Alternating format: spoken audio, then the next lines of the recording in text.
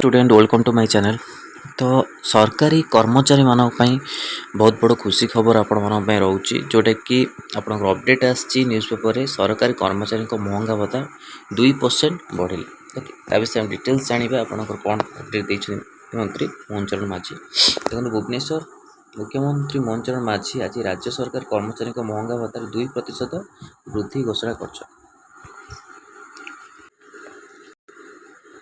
या फल सरकारी कर्मचारी महंगा भत्ता जो आपणकर अच्छी 58% रु 60% को वृद्धि पाई आपणकर यहाँ जोटा गोटे बहुत बड़ खुशी खबर। यह 2026 जनवरी पहलू पिछला भाव में लागू होब।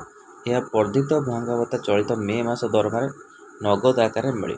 यह सहित पेंशन भोगी मान टीआई रे 2% वृद्धि कर अनुरूप भाव मे मास पेंशन एक वर्धित टीआई पाइबे। यह द्वारा राज्य प्राय 8.5 लाख सरकारी कर्मचारी पेंशन भोगी उपकृत है।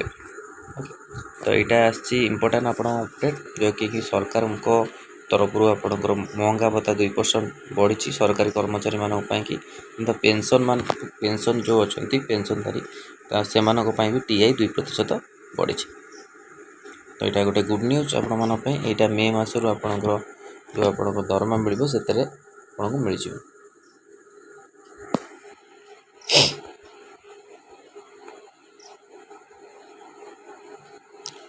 तो यहाँ जनवरी लागू हे यही पिछला जनवरी और पेंशन भोगी टीआई वृद्धि।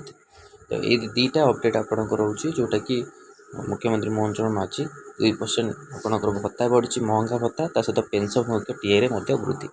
तो यहाँ इम्पोर्टाट अपडेट आपला वीडियो भल लगी लाइक और शेयर करूँ। मो चैनल प्रथम थर चैनल को सब्सक्राइब करूँ और ये कंटेंट बेल आइकन को क्लिक करूँ जब समस्त वीडियो नोटिफिकेशन आप पाखे पहुँची पारे। धन्यवाद।